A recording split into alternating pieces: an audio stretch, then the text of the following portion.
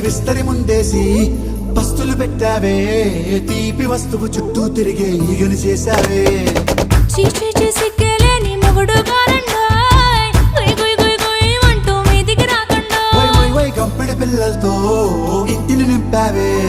సాపాదిండు సంసారాన్ని మేడెక్కించావే ఇరుగు పొరుగు ముందు సరసాలతో